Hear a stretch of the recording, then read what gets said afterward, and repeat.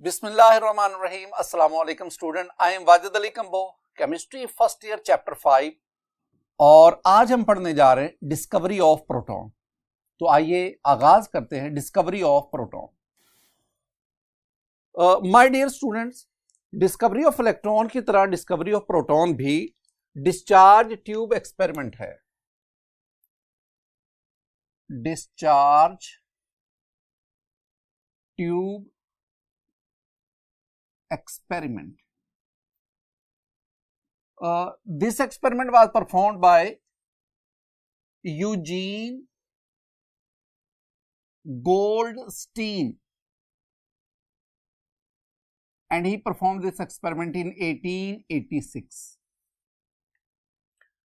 अब ये एक्सपेरिमेंट क्या है, इसमें अपरेटस क्या चाहिए और प्रोटॉन डिस्कवर कैसे हुआ। एक्चुअली इस एक्सपेरिमेंट के दौरान हमारे पास पॉजिटिव रेज हासिल होंगी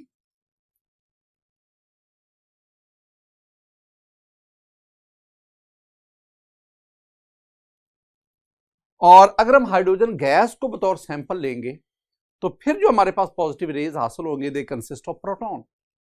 इस तरह साइंटिस्ट ने प्रोटॉन को डिस्कवर किया। आइए हम ना एक्सपेरिमेंट पढ़ते हैं, उसमें अपरेटस क्या है और किस तरह पॉजिटिव रेज या कैनाल रेज प्रोड्यूस होती है। स्टूडेंट, अपरेटस सेटिंग बिल्कुल बड़ी हद तक वैसे ही है जैसे हमने डिस्कवरी ऑफ इलेक्ट्रॉन में पढ़ा। मेरे पास ये डिस्चार्ज ट्यूब है। डिस्चार्ज ट्यूब में हम ये एनोड लेते हैं और इधर कैथोड लेते हैं। लेकिन यहां जो सबसे इंपॉर्टेंट पॉइंट है ना कि जो हम कैथोड यूज कर रहे हैं ना, इस कैथोड के अंदर होल्स हैं। ऐसा कैथोड जिसके अंदर होल्स हों that is called perforated cathode. अब अगर आप इस कैथोड को देखेंगे ना तो आपको ऐसे नजर आएगा जैसे ये सुराख नाली जैसे हैं, कैनाल्स लाइक हैं, कैनाल की तरह है। तो यहां ये इंपॉर्टेंट पॉइंट है कि the perforated we use the perforated cathode in this case. वही आपने दोनों इलेक्ट्रोड को यानी एनोड और कैथोड को हाई वोल्टेज बैटरी से कनेक्ट किया, वैक्यूम पंप यूज किया जिसकी मदद से हमने प्रेशर को बहुत हद तक रिड्यूस कर दिया। आप इसके अंदर स्टूडेंट आप कोई भी गैस यूज कर सकते हैं, आप एयर को ले सकते हैं, वेपर्स ले सकते हैं, यानी you must have the gaseous sample. इसका मतलब है कि during the ionization of gas in the discharge tube two kinds of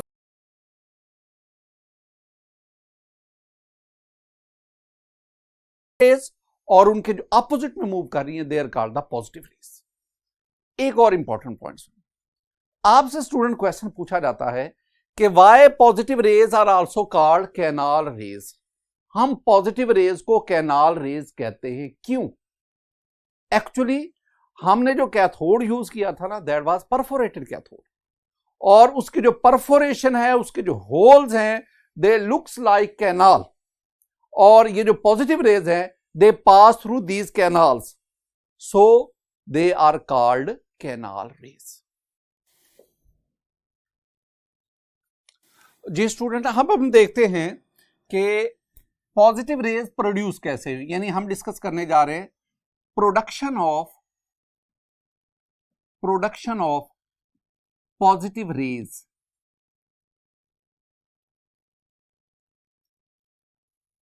मेरे पास ये डिस्चार्ज ट्यूब है,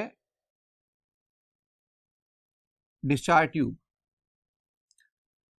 इस डिस्चार्ज ट्यूब में हमने ये साइड ट्यूब है which is connected to vacuum pump. ये हमने इसमें लिया anode, it is connected to positive terminal of the battery, it carry the positive charge. और इधर हमने लिया परफोरेटेड कैथोड, ये मेटल है और उसके अंदर ये होल्स है, दे लुक्स लाइक कैनाल्स। इसका मतलब है डिस्चार्ज ट्यूब के दो हिस्से बन गए, एक ये वाला पोर्शन जिसमें आयोनाइजेशन ऑफ गैस से रेज बनती हैं और एक ये वाला हिस्सा है जहां पे हम पॉजिटिव रेज उसकी प्रॉपर्टीज को स्टडी करते हैं। अब इसमें हमने गैस को लिया और मैंने आपसे कहा कि गैस को आपने बहुत लो प्रेशर पे देना। जब आप लो प्रेशर पे लेंगे, इट मींस लो प्रेशर पे लेने का मतलब है कि इसके ऊपर इसके अंदर गैस एटम या गैस मॉलिक्यूल्स की तरह बहुत कम है। ये आपके पास गैस मॉलिक्यूल्स हैं और सपोज आपके पास हाइड्रोजन गैस है। हाइड्रोजन गैस ये हम बतौर सैंपल ले रहे हैं। ये हाइड्रोजन के एटम ले लें, मॉलिक्यूल ले लें। अगर मैं हाइड्रोजन एटम की बात करूं कि न्यूक्लियस के अंदर एक प्रोटॉन और बाहर एक इलेक्ट्रॉन, न्यूक्लियस में एक प्रोटॉन और बाहर एक इलेक्ट्रॉन, न्यूक्लियस में एक प्रोटॉन बाहर इलेक्ट्रॉन, और इसी तरह ये न्यूक्लियस में एक प्रोटॉन और बाहर इलेक्ट्रॉन, ये इलेक्ट्रॉन है। ये हाइड्रोजन का एक एटम मैंने लिया। अब हमने क्या कहा? हमने कहा कि कैथोड से रेज अमिट होती हैं जो एक्चुअली इलेक्ट्रॉन्स है। कैथोड से रेज आई जिन्हें हम इलेक्ट्रॉन कहते हैं। इन इलेक्ट्रॉन की गैस एटम के ऊपर बम्बारमेंट हुई। उस बम्बारमेंट के नतीजे में इन इलेक्ट्रॉन ने एटम में मौजूद इलेक्ट्रॉन को नॉकआउट कर दिया। जब एटम में मौजूद इलेक्ट्रॉन नॉकआउट हो जाएगा तो इस एटम की आयोनाइजेशन हो जाएगी। यानी मेरे पास ये हाइड्रोजन का एटम है, ये हाइड्रोजन का एटम है। इसके न्यूक्लियस में एक प्रोटॉन है, बाहर एक इलेक्ट्रॉन है। This one is hydrogen atom. Student, मैंने आपसे कहा कि इस हाइड्रोजन एटम के ऊपर ये इलेक्ट्रॉन की बम्बारमेंट हुई। ये कौन सा इलेक्ट्रॉन? ये इलेक्ट्रॉन है जो कैथोड से अमिट हुआ। अब इस बम्बारमेंट के नतीजे में ये इलेक्ट्रॉन यहां से नॉकआउट हो गया। आपके पास दो इलेक्ट्रॉन आ गए, एक स्ट्राइकिंग इलेक्ट्रॉन और एक वो इलेक्ट्रॉन जो नॉकआउट हुआ। ये एटम खत्म हो गया। आपके पास न्यूक्लियस बच जाएगा जिसके ऊपर एक प्रोटॉन है।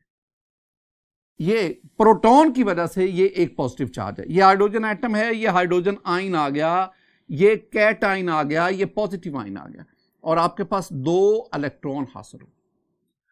अब ना ये जितने भी एटम है, मोस्टली जो एटम्स है उनकी आयोनाइजेशन हो जाती है। मोस्टली, सबकी नहीं, मोस्टली एटम की आयोनाइजेशन। और उस आयोनाइजेशन के नतीजे में हमारे पास यहां पे स्टूडेंट तीन चीजें हासिल होती हैं। पहली चीज इलेक्ट्रॉन्स, दूसरी चीज आपके पास पॉजिटिव आयन, और कुछ न्यूट्रल एटम्स भी बच जाते हैं। ये जो इलेक्ट्रॉन्स है ना, ये इलेक्ट्रॉन्स कैथोड से एनोड की तरफ मूव करेंगे and these electron constitute cathode rays. ये कैथोड रेज बनाएंगे। ये जो पॉजिटिव आयन है, एटम का बाकी हिस्सा, इलेक्ट्रॉन निकलने के बाद जो बाकी हिस्सा बचा उसे हम कहते हैं पॉजिटिव आयन, कैट आयन कहते हैं। ये जो पॉजिटिव आयन है ये ट्रेवल करेंगे टुवर्ड्स द कैथोड, ये कैथोड की तरफ जाएंगे और कैथोड के कैनाल्स में से, होल्स में से पास कर जाएंगे। तो ये जो पॉजिटिव आयन है दे कॉन्स्टिट्यूट पॉजिटिव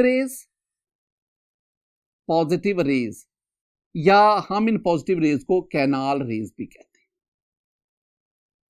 इसका मतलब हुआ कि डिस्चार्ज ट्यूब में due to ionization of gases दो किस्म की रेज प्रोड्यूस होती है, एक कैथोड रेज और दूसरी पॉजिटिव रेज। मैं इसको यूं लिख सकता हूं कि मेरे पास ये M stand for molecule of the gas. जब इलेक्ट्रॉन की बम्बारमेंट हुई तो एक इलेक्ट्रॉन का लॉस हुआ M+1, और एक वो इलेक्ट्रॉन जो यहां से निकला, एक वो इलेक्ट्रॉन जो आपने बम्बारमेंट की, तो इस तरह दो इलेक्ट्रॉन यहां से निकले। तो ये वो तरीका है, ये वो प्रोसेस है जिसके जरिए डिस्चार्ज ट्यूब के अंदर पॉजिटिव रेज या कैनाल रेज प्रोड्यूस होती है। स्टूडेंट, हम आगे बढ़ते हैं। अब हम चलते हैं प्रॉपर्टीज ऑफ पॉजिटिव रेज की तरफ।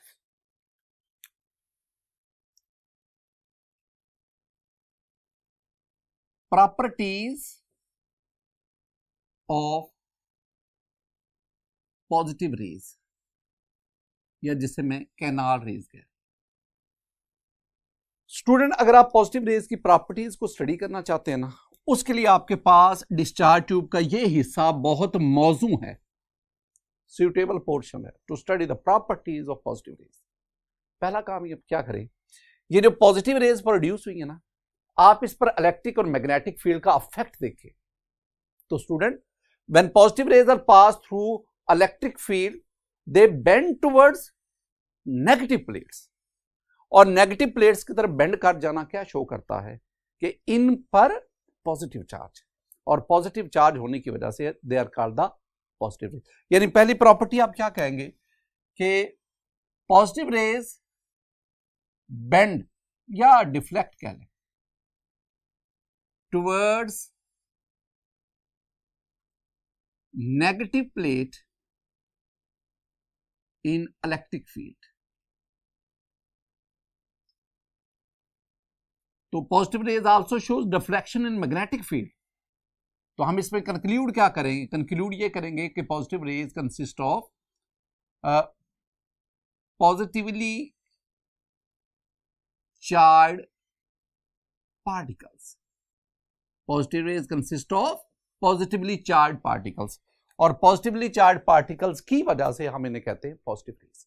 दूसरा पॉइंट नंबर 2, दूसरा पॉइंट है स्ट्रेट लाइन मोशन। ये दूसरा पॉइंट हम क्या कहेंगे स्टूडेंट, ये आपके पास आ गया परफोरेटेड कैथोड, परफोरेटेड कैथोड, ये आ गया जी कैथोड, और ये आपके पास आ गया जी एनोड, ये एनोड है, ये कैथोड है। अब हमने कहा कि इसके अंदर simultaneously cathode rays positive raise बनती। अब जो ये हैं जो कैथोड से एनोड की तरफ जाएंगी, these are called cathode rays, these are called electrons. इसके बरक्स, इसके अपोजिट कुछ रेज जो एनोड से कैथोड की तरफ जाती हैं, जो परफोरेशन ऑफ कैथोड में से गुजर रही हैं, these are called positive rays, positive rays, or they are also called canal rays। तो हम क्या कहेंगे कि positive rays travel in straight line opposite to the direction of cathode rays. Cathode rays के अपोजिटली ये मूव करते हैं, cathode rays इधर को जा रही हैं और पॉजिटिव रेज उसके अपोजिट डायरेक्शन में स्ट्रेट लाइन में मूव करती है। Third point number 3, student, like the cathode rays, positive rays can ionize gases। तो कैथोड रेज भी गैसेस को आयोनाइज करती है, पॉजिटिव रेज भी गैसेस को आयोनाइज करती है। नंबर 4, स्टूडेंट, आप एक प्लेट ले लें, कोई सरफेस ले लें, इस सरफेस को जिंक सल्फाइड से कोट कर दें। A surface which is coated with zinc sulphide, ये जिंक सल्फाइड को कोट करें। अब जब पॉजिटिव रेज इससे स्ट्राइक करेंगी तो यहां पे फ्लैश प्रोड्यूस होगा, तो हम कहेंगे produce flash on zinc sulphide coated surface. Number 5, अब ना 1-2 में सेंटेंस लिखता हूं, फिर उनको मैं बड़ी डिटेल से एक्सप्लेन करता हूं। स्टूडेंट, पहला तो यह बात ध्यान में रखनी है, the nature of positive raise depend upon the residual gas in the discharge tube. हमने कैथोड रेज में क्या कहा था, the nature of cathode raise does not depend upon the nature of electrode, the nature of the gas in the discharge tube. लेकिन यहां मैं क्या कह रहा हूं, the nature of positive raise depend upon residual gas in the. इसका मतलब है कि अगर आप डिस्चार्ज ट्यूब में गैस को चेंज करते जाएंगे, हाइड्रोजन की जगह पे ऑक्सीजन ले आएंगे, ऑक्सीजन की जगह पे नाइट्रोजन ले आएंगे, नाइट्रोजन की जगह पे हीलियम ले, अगर गैस को चेंज करते जाएंगे तो पॉजिटिव रे की नेचर चेंज होती जाएगी, हालांकि कैथोड रेज की नेचर चेंज नहीं होती। और दूसरी बात, अगर हमने डिस्चार्ज ट्यूब में हाइड्रोजन गैस को लिया है तो उससे जो पॉजिटिव रेज बनी, उससे जो कैथोड रेज बनी, दोनों की E/M वैल्यू को कंपेयर करो।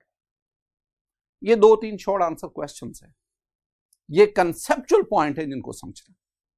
बाकी जितनी भी अब तक हमने बातें की है ना, वो इतनी कॉम्प्लिकेटेड नहीं है, they are easy to understand.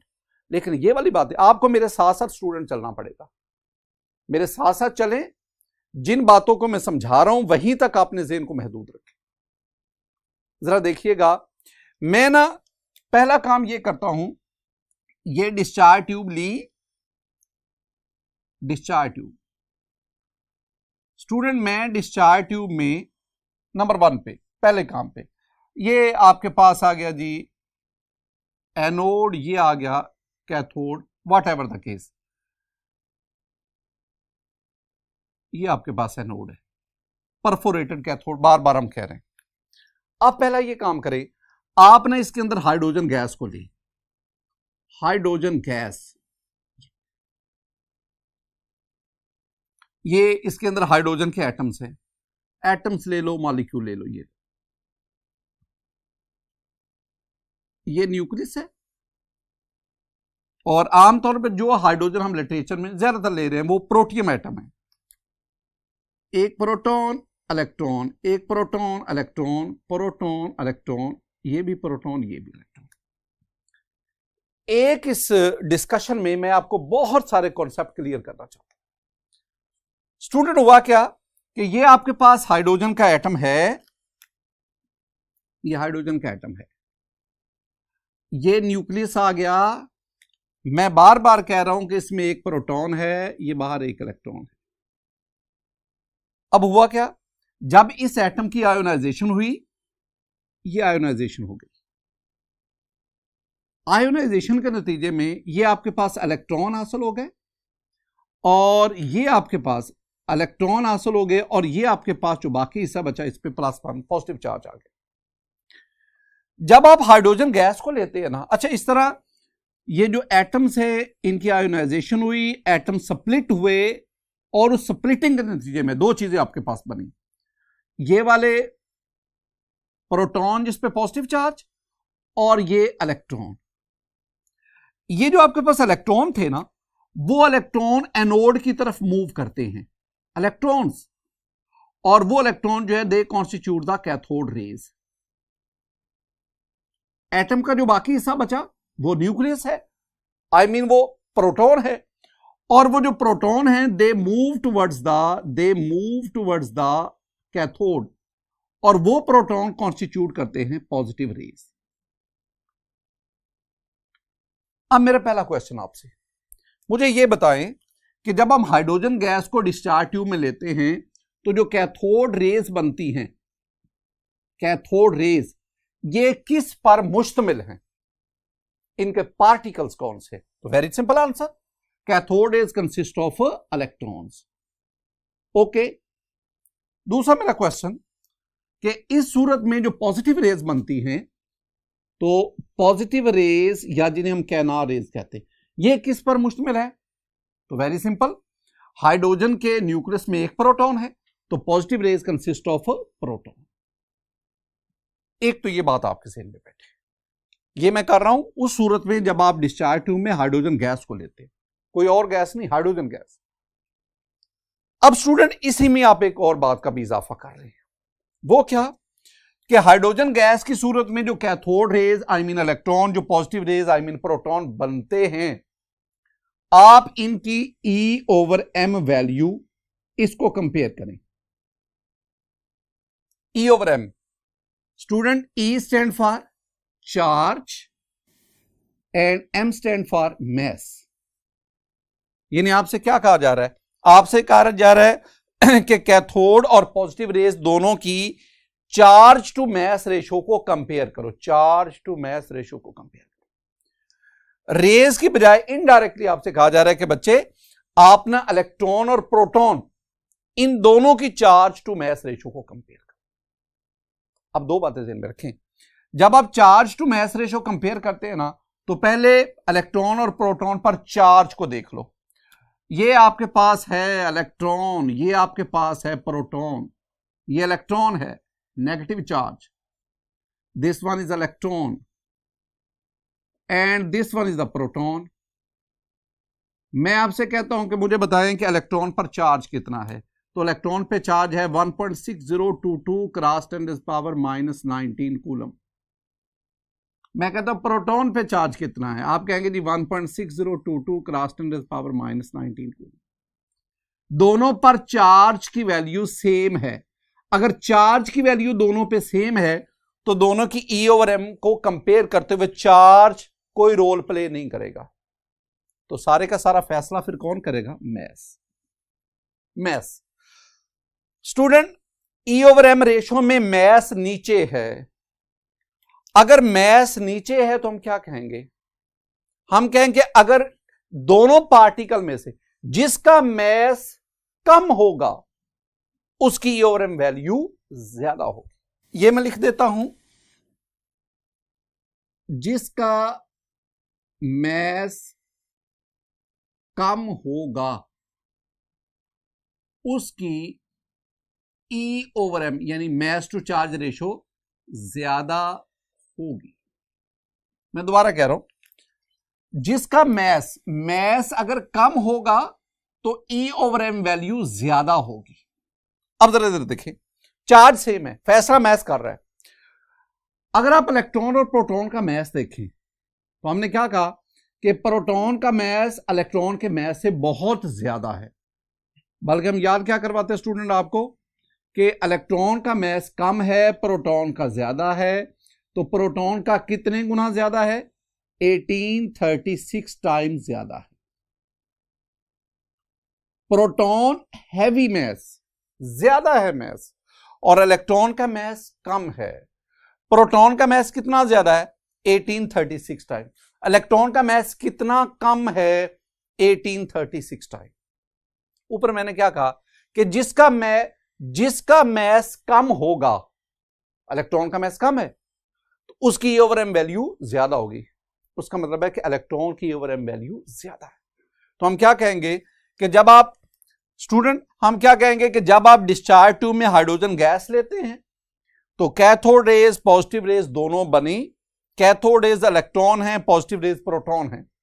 तो इलेक्ट्रॉन की E over M ratio, charge to mass ratio, वो प्रोटॉन से 1836 टाइम ज्यादा है। क्यों ज्यादा है? क्योंकि इलेक्ट्रॉन का मैस प्रोटॉन से 1836 टाइम कम है। अब हम आगे बढ़ते हैं। अब मैं डिस्चार्ज ट्यूब में हाइड्रोजन गैस नहीं लूंगा, अब मैं ऑक्सीजन गैस ले देता हूं। ये मेरे पास again this one is the discharge tube, और इसमें ये आ गया जी perforated cathode. This one is the anode. अब आप इसके अंदर ऑक्सीजन गैस ले लें। ऑक्सीजन गैस, मैं स्टूडेंट आपके सामने, ये ऑक्सीजन गैस है, ये उसके मॉलिक्यूल्स है। मैं आपको समझाने की खातिर ना एक ऑक्सीजन एटम बनाता हूं। स्टूडेंट, ऑक्सीजन एटम आप जानते हैं कि प्रोटॉन इसमें 8 हैं, न्यूट्रॉन 8 हैं, 2 इलेक्ट्रॉन के शेल में हैं और 6 इलेक्ट्रॉन एल शेल में। 1 2 3 4 5 6। This one is an oxygen atom. अब ऐसे ऑक्सीजन एटम बड़ी तादाद में इसके अंदर मौजूद है। आपने वोल्टेज कितनी अप्लाई की? हमने वोल्टेज अप्लाई की जी 5000 से लेकर 10,000 तक, इस रेंज में हमने वोल्टेज अप्लाई की।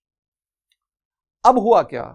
हुआ ये कि कैथोड से ये कैथोड है जिस पे नेगेटिव चार्ज है, कैथोड से कुछ पार्टिकल्स निकले जिन्हें हम इलेक्ट्रॉन कहते हैं, और इन इलेक्ट्रॉन की गैस मॉलिक्यूल्स पर बम्बारमेंट हुई।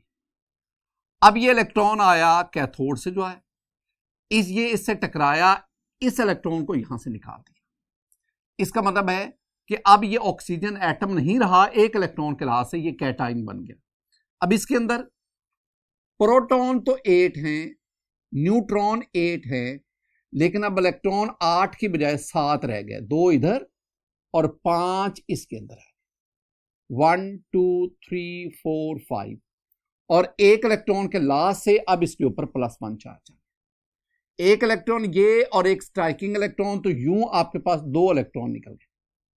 ये जो इलेक्ट्रॉन आपके पास बने ना, ये इलेक्ट्रॉन एनोड की तरफ मूव करेंगे and they constitute the cathode rays. बाकी जो मॉलिक्यूल या एटम आयोनाइज हुए हैं ना, उन्होंने आपको ये पॉजिटिव आयन दिए। इसका मतलब है कि लॉस ऑफ इलेक्ट्रॉन से आयोनाइजेशन के बाद आपके पास ये पॉजिटिव आयन हासिल होते हैं। अब ये जो पॉजिटिव आयन है they move towards the cathode, और यही पॉजिटिव आयन जो है they constitute the positive raise. अब मेरा पहला क्वेश्चन है कि अगर हम ऑक्सीजन गैस को डिस्चार्ज ट्यूब में लेते हैं तो जो मेरे पास कैथोड रेज बनेंगी, कैथोड रेज, इनके पार्टिकल्स कौन से हैं? Very simple, in this case the cathode rays consist of electron, तो इनके पार्टिकल हो गए इलेक्ट्रॉन। अब दूसरी बात, जो मेरे पास पॉजिटिव रेज बनी है which are also called the canal rays, अब ये जो पॉजिटिव रे बनी है इसका पार्टिकल क्या है? माय डियर स्टूडेंट, पॉजिटिव रे का पार्टिकल ये है। ये क्या है? ये एक कैटाइन है, ये एक पॉजिटिव आयन है which consist of 8 proton, 8 neutron and 7 electron. इसका मतलब है कि पॉजिटिव आयन यानी पॉजिटिव रे का जो पार्टिकल है वो अब उससे मुख्तलिफ है जो आपने हाइड्रोजन गैस की सूरत में। अब कुछ चीजें कंपेयर करो। मैंने हाइड्रोजन गैस को डिस्चार्ज ट्यूब में लिया, मैंने ऑक्सीजन गैस को डिस्चार्ज ट्यूब में लिया। कंपैरिजन, दोनों में जो कैथोड रेज बनी, इन this case the cathode rays consist of electron, in that case the cathode rays consist of electron. Gas की नेचर बदलने से कैथोड रेज की नेचर पर कोई फर्क नहीं पड़ा, वो इलेक्ट्रॉन ही है। तो पहला सेंटेंस क्या याद करें? पहला सेंटेंस आप याद करेंगे, the nature of cathode raise does not depends upon the nature of gas in the discharge tube.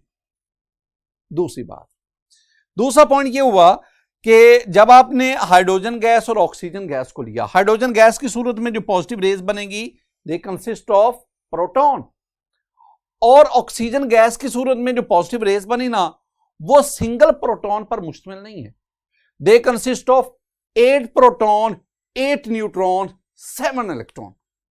इसका मतलब है कि पॉजिटिव रे in case of oxygen gas, जो पॉजिटिव रे पार्टिकल बना वो हाइड्रोजन गैस की सूरत उसके बरक्स बहुत ज्यादा मैसिव है, बहुत ज्यादा भारी है। एक कंपैरिजन तो करो स्टूडेंट, आप ना हाइड्रोजन गैस ले लो डिस्चार्ज ट्यूब में, आप ऑक्सीजन गैस ले लो डिस्चार्ज ट्यूब में। हाइड्रोजन गैस, ऑक्सीजन गैस, आपने पॉजिटिव रे की बात करनी है। पॉजिटिव रे, हाइड्रोजन गैस की सूरत में जो पॉजिटिव रे पार्टिकल बनता है that is a simple proton. एक प्रोटॉन है, उस प्रोटॉन पर जो चार्ज है ना वो +1 है। और ऑक्सीजन गैस की सूरत में आपके पास जो पॉजिटिव रे पार्टिकल है वो एक कैटाइन है जिसमें प्रोटॉन 8 हैं, न्यूट्रॉन 8 हैं, इलेक्ट्रॉन 7 हैं, और इस पे जो चार्ज है वो +1 है। मैं आपसे कहता हूं कि आप हाइड्रोजन गैस, ऑक्सीजन गैस की सूरत में जो पॉजिटिव रे बन रही हैं आप उनकी E/M रेशो को कंपेयर करो। ये कंपेयर करो।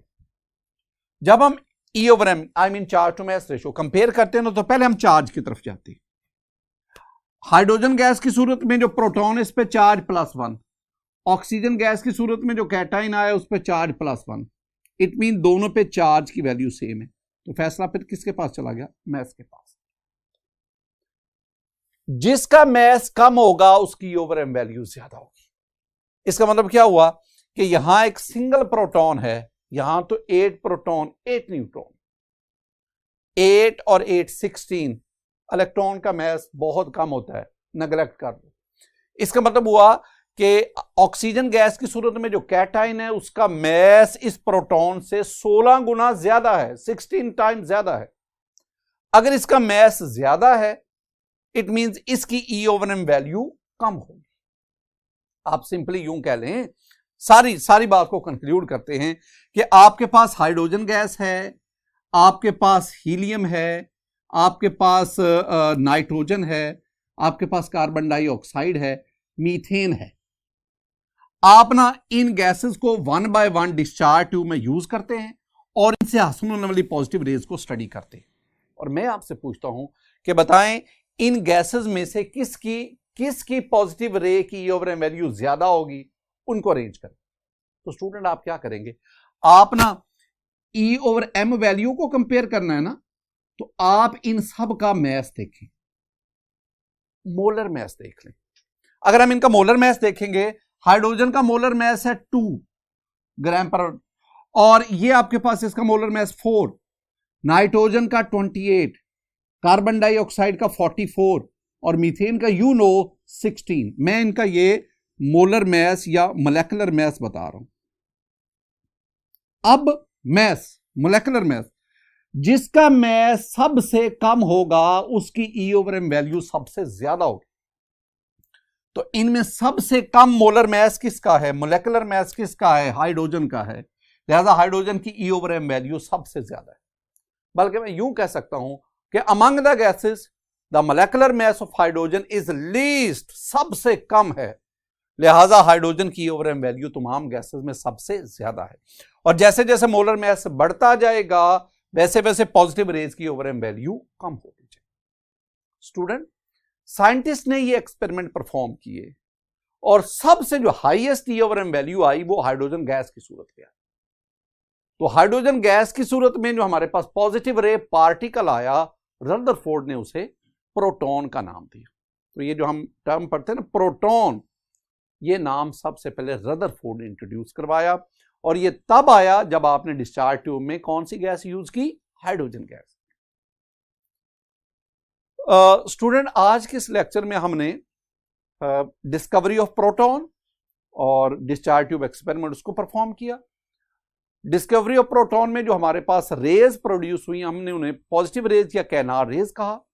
फिर हमने उन पॉजिटिव रेज की प्रॉपर्टीज पढ़ी और लास्ट में हम इस नतीजे पे पहुंचे कि अगर आप हाइड्रोजन गैस को डिस्चार्ज ट्यूब में यूज करेंगे तब जो पॉजिटिव रेज बनेंगी दे कंसिस्ट ऑफ प्रोटॉन।